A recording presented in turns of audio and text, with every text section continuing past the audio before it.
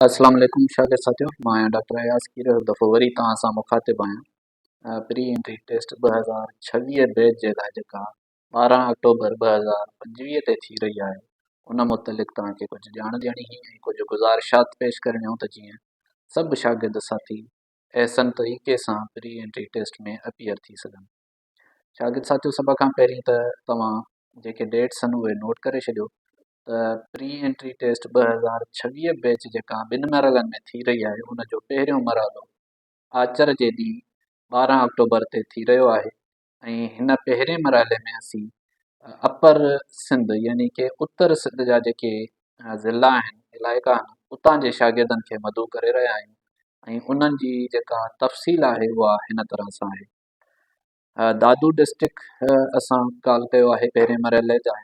Ghotki district जा सभु शागिर्द, जेकबाबाद डिस्ट्रिक्ट जा सभु शागिर्द, कशमोर डिस्ट्रिक्ट जा सभु शागिर्द, खैरपुर डिस्ट्रिक्ट जा सभु शागिर्द, लाड़काना डिवीज़न जा सभु शागिर्द, मटियारी डिस्ट्रिक्ट जा सभु शागिर्द, कराची डिवीज़न जा सभु शागिर्द, नौशरो फिरोज़ डिस्ट्रिक्ट जा सभु शागिर्द, कंबर शहदादकोट डिस्ट्रिक्ट जा सभु शागिर्द, सांगड़ डिस्ट्रिक्ट जा सभु शागिर्द, शहीद बेनज़ीर आबाद पुराणो जेको नवाबशाह आहे उन जा सभु शागिर्द, शिकारपुर ज़िले जा सभु शागिर्द ऐं सखर डिवीज़न जा सभु ज़िला ऐं उन्हनि जा शागिर्द।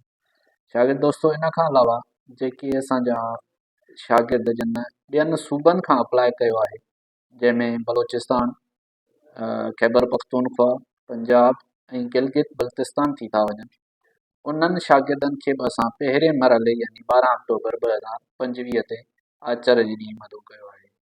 शागिर्द दोस्तो, हिन सिलसिले में ऐं सभिनी शागिर्द दोस्तनि खे इहा अपडेट ॾींदो हलां त तव्हां महिरबानी करे सुबुह जो जेॾीमहिल सिंध यूनिवर्सिटी मेन कैंपस पहुचो था त उन लाइ तव्हां पंहिंजो प्रॉपर नाश्तो ऐं खाइण पीअण जेको आहे, पंहिंजी शुगर लेवल ऐं आराम खे मेंटेन करे पहुचो त जीअं तव्हां रिलैक्स तरीक़े सां प्री एंट्री टेस्ट में अपीयर थी सघो।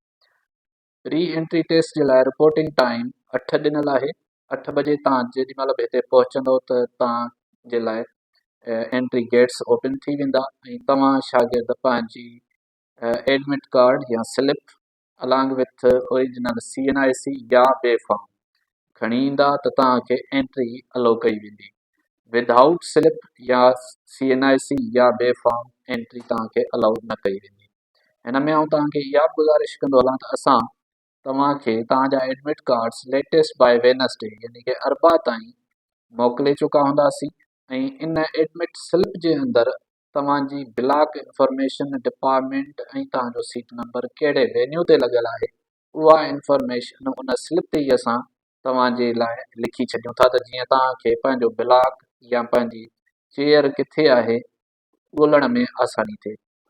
इहा गुज़ारिश कंदो हलां त काफ़ी शागिर्द दोस्त एडमिट कार्ड जी जेका प्रिंट आहे उहा प्रॉपर न कराईंदा आहिनि, तंहिं करे बहितर थींदो जेकॾहिं तव्हां कलर प्रिंट करायो इनखे त इलाही उहो आसान हूंदो आहे पिक्चर खे आइडेंटिफाई करणु या उनखे चेक करणु। उन सां गॾोगॾु असांजो जेके वाज़े ऐं क्लियर इंस्ट्रक्शन्स लिखियल हूंदियूं आहिनि एडमिट कार्ड ते, ऐं तव्हांखे गुज़ारिश कंदुसि त उन्हनि खे तव्हां ज़रूरु पढ़ो, जंहिंमें असां इहो स्ट्रिक्टली मना कयूं था त इलेक्ट्रॉनिक डिवाइसिस जिन में मोबाइल्स अची था वञनि, हैंडहेल्ड डिवाइसिस अची था वञनि, लैपटॉप्स अची था वञनि, उन्हनि खे प्री एंट्री टेस्ट सेंटर में खणी अचणु मना थियल आहे। इन करे शागिर्द दोस्त वरी बि जेकॾहिं उनखे खणी अचनि था त उहो उन्हनि जे लाइ पंहिंजे लाइ प्रॉब्लम थिए थो, तंहिं करे तव्हां कोशिशि कयो अहिड़े क़िस्म जो को बि इक्विपमेंट पाण सां न खणी अचो जेको तव्हांजे लाइ परेशानी जो बाहिस बणिजे। ऐं तव्हांखे कुझु अपडेट ॾींदुसि क्वेश्चन पेपर जे बारे में त प्री एंट्री टेस्ट जो जेको क्वेश्चन पेपर आहे उहो असां कीअं प्रिपेयर कयूं था।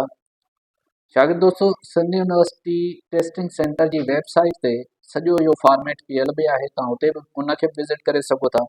पर काफ़ी शागिर्द मूंखां इहो क्वेरी कनि था त प्री एंट्री टेस्ट जो असां तयारी कीअं कयूं।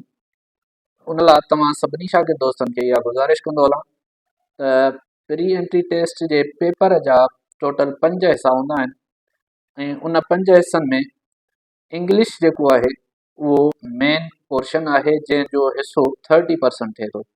यानी कि जेकॾहिं असां इहो कंसीडर कयूं त 100 सवालनि जो क्वेश्चन पेपर आहे त उन में जेके 30 सवाल हूंदा उहे इंग्लिश जा हूंदा। उन सां गॾोगॾु ॿियो जेको पोर्शन आहे उहो आहे जनरल साइंस जो, ऐं उन जो जेको पोर्शन आहे उहो 20% आहे। यानी कि जेकॾहिं 100 सवाल आहिनि त उन में जनरल साइंस जो पोर्शन 20 सवालनि जो हूंदो। टियों पोर्शन जेको आहे उहो जनरल नॉलेज जो आहे। जनरल नॉलेज बि 20% आहे, ऐं जेकॾहिं 100 क्वेश्चन्स जो पेपर आहे त तव्हांजा जनरल नॉलेज जा सवाल बि 20 हूंदा। उन खां अलावा सिंपल अर्थमेटिक यानी कि मैथमेटिक्स, उन में असां बेसिक अर्थमेटिक्स रखूं था, ऐं हिन जो जेको पोर्शन आहे उहो 20% जो आहे। त तव्हां इहो अंदाज़ो कयो त 20% यानी कि जेकॾहिं 100 क्वेश्चन्स आहिनि त उन में 20 सवाल हूंदा बेसिक अर्थमेटिक जा। शागिर्द साथियो, ऐं आख़िरी जेको पंजो पोर्शन हूंदो उहो आहे IQ जो। IQ क्वेश्चन्स जो पोर्शन जेको आहे उहो 10% आहे, ऐं 10% जेकॾहिं 100 क्वेश्चन्स आहिनि क्वेश्चन पेपर में त 10 सवाल तव्हां IQ जा कंसीडर कयो। असांजो test paper totally multiple choice questions ते मुश्तमिल हूंदो आहे, तंहिं करे उन में शागिर्द दोस्त इहे बि क्वेरीज़ कॾहिं कॾहिं कंदा आहिनि त 2 चॉइसिस सही थी सघनि थियूं। त आउं तव्हांखे थोरो हिते वाज़े ॿुधाईंदो हलां त असांजो जेको क्वेश्चन पेपर आहे उहो OMR optical mark reader machine ते चेक थींदो आहे, ऐं उन में हर सवाल में हिकिड़ो ई चॉइस या हिकिड़ी ई ऑप्शन दुरुस्त हूंदी। सो जेकॾहिं तव्हां किथे कंहिं पेपर सवाल खे सम्झी कोन पिया सघो त महिरबानी करे उनखे वरी सां गौर करे पढ़ी सम्झी पोइ अटैम्प्ट करियो। 2 चॉइसिस जो ऑप्शन हूंदो ई न आहे, हिकिड़ी चॉइस करेक्ट हूंदी। उन खां अलावा काफ़ी शागिर्द दोस्त इहो सवाल बि कंदा आहिनि त असां हिन क्वेश्चन पेपर में या हिन सवाल में कोई बि अहिड़ो ऑप्शन कोन्हे जेको वैलिड हुजे। त इहा बि आउं तव्हांखे गुज़ारिश कंदो हलां त जेको Sindh university testing centre question paper ठाहींदी आहे उहो वेल प्रूफ रीड ऐं वेल टेस्टेड हूंदो आहे। हिन में पूरी हिकिड़ी टीम हूंदी आहे जेका क्वेश्चन पेपर जे डिज़ाइन ते कमु कंदी आहे। तंहिं करे जेकॾहिं तव्हांखे किथे बि इहा शइ फील थिए थी त हीउ सवाल या हिन जो हीउ प्रॉब्लम आहे त आउं वरी बि तव्हांखे गुज़ारिश कंदुसि त महिरबानी करे तव्हां उन सवाल खे वरी वरी गौर सां पढ़ी करे सम्झी करे पोइ उन जो आंसर अटैम्प्ट कयो। उन खां पोइ जेका ॿी इम्पॉर्टेंट शइ हूंदी आहे प्री एंट्री टेस्ट जे अंदरि उहा हूंदी आहे OMR शीट यानी कि ऑप्टिकल मार्क रीडर शीट। तव्हां ॾिसी सघंदव हिन वीडियो में त OMR शीट सैंपल कुझु अहिड़ी तरह सां आहे। हिन में आउं तव्हां शागिर्द साथियुनि खे इहा गुज़ारिश कंदुसि त महिरबानी करे OMR शीट खे बेंड न कयो, उन में को बि कर्व न आणियो, ऐं कोशिशि कयो त उन खे साफ़ सुथरो रखो। छो जो जॾहिं मशीन तव्हांजी आंसर शीट खे रीड कंदी आहे ऐं उन में किथे बि पनो जेकॾहिं बेंड थियल हूंदो मरोड़ियल हूंदो त उहो मशीन जे अंदरि फासी पवंदो आहे या ठीकु तरह सां चेक न थी सघंदो आहे। तंहिं करे तव्हां हिकु दफ़ो OMR शीट जॾहिं तव्हांजे हथ में अचे त उनखे ही शयूं गौर सां चेक करे पोइ अटैम्प्ट करियो। नंबर 1, असांजी हर OMR शीट यानी कि आंसर शीट जेका हूंदी आहे उन ते कैंडिडेट जो नालो ऐं उन जी ॿी इंफॉर्मेशन जेका आहे उहा प्रिंट थियल हूंदी आहे, यानी कि OMR शीट तव्हांजे नाले सां प्रिंटेड हूंदी। सो तव्हां काइंडली इहो ज़रूरु चेक करियो त उहा जेका OMR शीट तव्हांखे इनविजिलेटर ॾिनी आहे उहा तव्हांजे नाले सां आहे या ॿिए कंहिंजी तव्हांखे मिलियल आहे।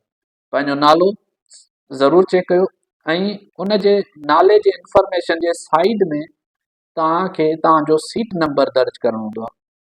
उहो सीट नंबर OMR शीट जे हिसाब सां डिफरेंट सर्किल्स ॾिनल आहिनि डिजिट्स जा, उनखे तव्हांखे फिल करणो हूंदो। डिजिट्स खे फिल या उन सर्किल खे तव्हां शागिर्द साथी कंप्लीट फिल कयो। कुझु शागिर्द साथी छा करे छॾींदा आहिनि उनखे टिक करे छॾींदा आहिनि, उहो बि वैलिड न आहे, या वरी हल्को इनर साइड माना विच में हिकिड़ो नंढो सर्किल फिल करे छॾींदा आहिनि।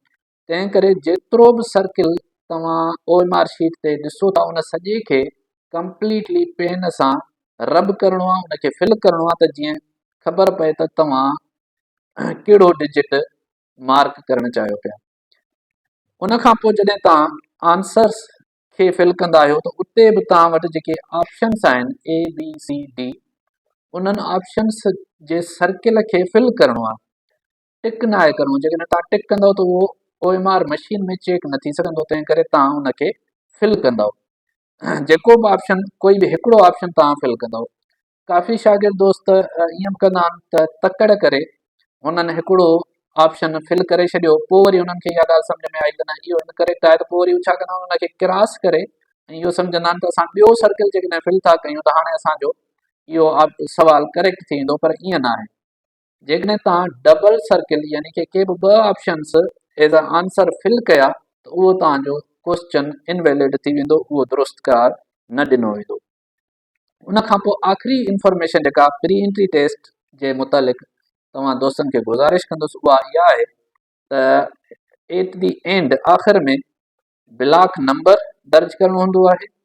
तव्हां मेक श्योर कंदो त एज़ अ कैंडिडेट तव्हां पंहिंजी सिग्नेचर या पंहिंजी साइन OMR शीट ते ज़रूरु कयो, ऐं उन खां पोइ तव्हां इहो बि चेक कयो त इनविजिलेटर हुन तव्हांजी आंसर शीट ते सिग्नेचर कई आहे या न हूंदो आहे। ऐं सिग्नेचर तव्हां उहा ई कंदव जेका तव्हांजी CNIC ते मौजूदु आहे।